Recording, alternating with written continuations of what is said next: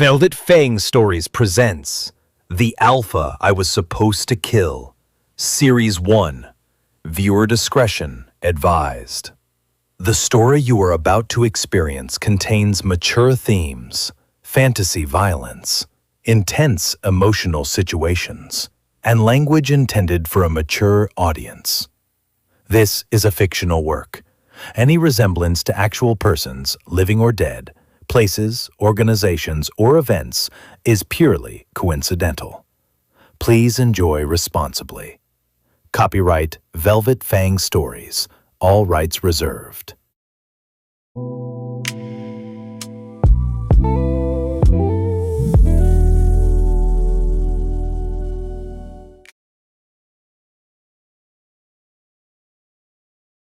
While Eris walked back toward the Velmorian guest tables, her smile barely held together. She moved gracefully, politely, carefully, as though nothing had happened. The ballroom knew better. And unfortunately, someone else had been watching the entire thing. Silas Valor. Too comfortable, too bold, too convinced that his father's name and the Dominion's encouragement made him untouchable. Across the room, Kye-Yell had not fully turned away from the Alpha bar yet. Then the tether shifted, sharp, immediate, warning. Drayvon went still. That alone was unusual, because the wolf rarely became quiet. Then AhMarrah's scent changed. Not fear, not panic. Awareness. Someone had her attention, and Kye-Yell immediately wanted to know why. Across the ballroom, Silas began moving, slowly, confidently, like a man who had mistaken arrogance for intelligence. His apple-red suit flashed beneath the chandelier lights. Gold chains rested against his chest. A giant gold S pendant swung slightly as he walked. And somewhere nearby, several older wolves immediately started looking concerned, because they recognized the expression on his face. Unfortunately, Silas did not. Near the side of the ballroom, Kye-Yell noticed immediately. His posture shifted, just slightly. Across the room, Zerai noticed too. While most wolves paid attention to what was happening, Zerai paid attention to what was about to happen. And that difference made her dangerous. The serving carts continued moving throughout the ballroom. Silver lids, steam, fresh platters, perfectly timed distractions. But somehow, Silas found the one opening nobody expected him to find, or perhaps the one opening he believed belonged to him. Step by step, he moved closer, toward AhMarrah, toward Roe Canyon, toward a decision that would age poorly. Across the ballroom, Kye-Yell finally turned, and the moment he saw where Silas was heading, the tether tightened again, harder. The room had not noticed yet. AhMarrah had, Kye-Yell had, Zerai had, Kye-Yell had. Unfortunately, Silas still hadn't noticed anything at all, which was exactly the problem. Across the ballroom, Silas Valor smiled. Unfortunately, that smile suggested he had mistaken confidence for intelligence. The opening Zerai had spent half the evening trying to close had finally appeared, and Silas immediately stepped through it. His apple-red suit flashed beneath the chandelier lights. Gold chains rested against his chest. A giant gold S pendant hung proudly around his neck. And somewhere beneath all that confidence, good judgment had apparently died. Silas approached the Roe Canyon table. Too comfortable, too bold, too convinced that somebody else's last name would protect him from consequences. Across the ballroom, Kye-Yell felt the tether tighten. Sharp, immediate, warning. His head turned slowly, toward AhMarrah, toward Silas, toward the problem. AhMarrah felt it too. Not fear, not panic. Awareness. Silas stopped beside the table, smiling. Oh no. Several older wolves immediately recognized the expression, because it was the same expression people wore right before making terrible decisions. Silas laughed lightly, the kind of laugh people used when they thought they were charming. Alpha Kye-Yell, I see you have quite an assortment of lovers here tonight. Silence. Instant. At the Allied Alpha bar, Jake Rowan stopped mid-sip. Czar Waters looked over. Darkhone's sunglasses shifted. Cassian lowered his glass. Nobody said a word. Unfortunately, Silas interpreted the silence as encouragement. Be a pal. Caven immediately straightened. Security immediately started moving. Kye-Yell turned fully. Silas still didn't understand. Give this one to me for the evening. A pause. Then, the mistake. His hand started moving, toward AhMarrah, toward the exposed skin along her leg. I've got plenty ideas about what I can do with swap! The sound cracked across the ballroom. The DJ's record scratched violently. Music died instantly. Glasses rattled. Guests gasped. Oh my God. Silas never even saw it happen. 1 second he was standing. The next, he was airborne. One gold loafer launched toward the champagne tower. The other headed directly toward an untouched shrimp appetizer. Silas crashed through a nearby table. The ballroom froze. Nobody moved. Nobody spoke. Because everybody was staring at the same thing. Kye-Yell, still standing, still breathing evenly. Eyes silver, wolf fully present. And somehow, that calmness made the entire thing worse. At the DJ booth, the DJ stared between Kye-Yell, the unconscious Silas, the horrified Dominion, and the Allied Alphas trying not to collapse laughing. Nobody moved. Nobody spoke. The ballroom felt frozen, like everyone was waiting to see what happened next, including the DJ. DJ Jiro swallowed hard, because he respected Kye-Yell. Everybody respected Kye-Yell. Unfortunately, DJ Jiro was also 21, and 21-year-olds occasionally made questionable decisions. His eyes drifted toward the music controls, then toward Silas, then toward Kye-Yell, then back toward the controls. A mistake was forming. Very carefully, he pressed play. The first beat hit the speakers. He didn't back down, he got slapped down. The ballroom froze. Again. Several guests closed their eyes. A few Dominion members looked physically ill. At the Alpha Bar, Jake Rowan immediately bent over. Oh, no. Czar Waters looked away.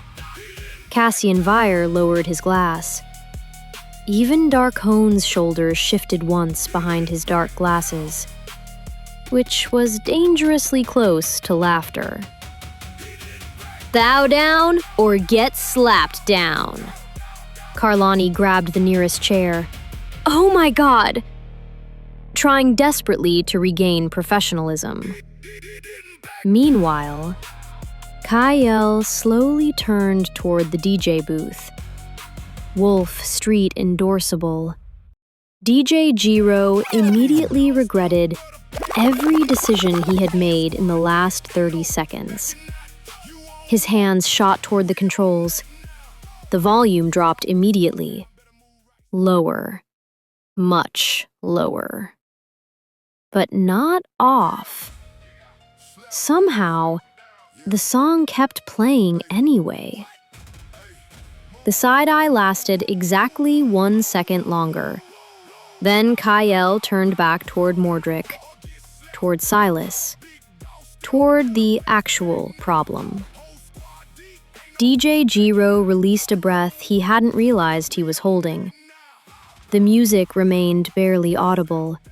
The ballroom remained horrified. And somehow, the night continued. Nobody laughed anymore. Not after that. Security already had Silas pinned upright against the wall. One side of his face had started swelling. His expression had changed completely. Mostly because reality had finally arrived. One gold loafer remained beside the champagne tower. The other still rested beside an untouched shrimp appetizer. Neither appeared interested in returning to their owner. Then Kye-Yell moved. One step. Slow. Measured. Deliberate. His silver eyes never left Silas. Not once. Obviously, the ballroom immediately went still again. You feel brave today. Silas froze. Completely. Because for the first time all evening, he understood exactly how badly he had miscalculated. Get this scum the fuck out of my territory. Security tightened around Silas immediately. Nobody argued. Nobody protested. Nobody stepped forward. Because everybody in the ballroom understood the same thing. The slap had been the warning. What came after would be worse. And if he ever shows his face at another event involving me, silence tightened. I will erase his lineage in front of him. A pause, the dangerous kind, and leave him the last to die. The days is past and Nobody in that ballroom believed Kye-Yell was exaggerating. That was the problem. Because they all knew he wasn't. At the Valor crest table, Mordric Valor stood immediately. Alpha Kye-Yell, I deeply apologize for my son's behavior. Kye-Yell didn't even look at him. We brought tribute as compensation for the disrespect. Keep it. Mordric froze. For the first time, Kye-Yell looked directly at him. You may need it for the funerals. The room went silent again, because somehow, that calm tone sounded worse than yelling ever could. Kye-Yell's silver eyes flicked briefly toward Silas, still pinned, still terrified. And your son may still require arrangements, along with his entire living family. Across the table, Valencia Valor closed her eyes briefly. Not shocked, not emotional, just deeply irritated. Because warned both of these idiots repeatedly, do not provoke Roe Canyon emotionally, especially not publicly, especially not over a woman standing beside Kye-Yell. And now, look at them. Caven stepped forward smoothly before the situation escalated further. Valor Crest and all accompanying guests will leave Roe Canyon territory immediately. Professional. Cold.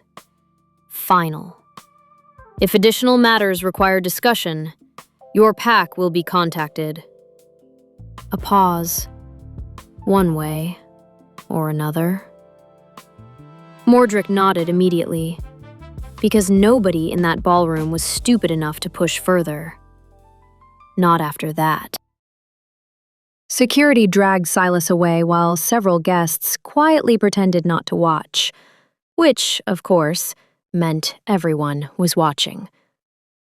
At the Alpha Bar, the allied alphas stared at Kye-Yell with identical expressions. Yeah.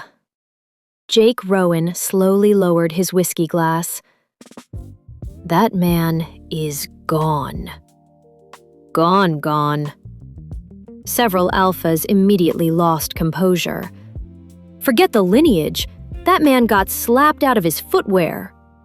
A few drinks nearly came out through noses. Even Darkone's shoulders shifted once beneath his dark green jacket, which was the closest thing Darkone had to laughing. He threatened extinction over a kneecap. That wasn't about the kneecap. No shit. Nobody disagreed. Honestly, I respect it. Kye-Yell finally looked toward them. You all talk too much. And you, not enough. Jake lifted his glass. That's why everybody else gets confused. A few alphas nodded, which somehow made it worse. My favorite part? He pointed directly toward AhMarrah. She didn't even flinch. That landed, because it was true. AhMarrah had stayed calm the entire time, watching, assessing, learning. Almost like some buried part of her understood exactly what Kye-Yell was capable of, even if she didn't consciously know why. Deep beneath her calm, Wendelin stirred again. Not fully awake, not fully conscious, but listening, watching, waiting. Mine. AhMarrah ignored it, barely. Kye-Yell ignored the alphas completely and looked toward AhMarrah instead, which proved their point even more. See? There you go again. Several alphas started laughing all over again. But the Roe Dominion wasn't laughing. North Lycan magazine wasn't laughing. And by morning, every pack in the Northern Hemisphere would know one thing for certain. The fake Luna ceremony had not crowned heiress. It had exposed her. If you're loving what you see so far, drop a red heart in the comments. Like this episode, share it with your favorite drama lover, and subscribe to Velvet Fang Stories. Then click the bell and turn on all notifications so you never miss a new episode. Because the danger, the secrets, and the heat are only getting started.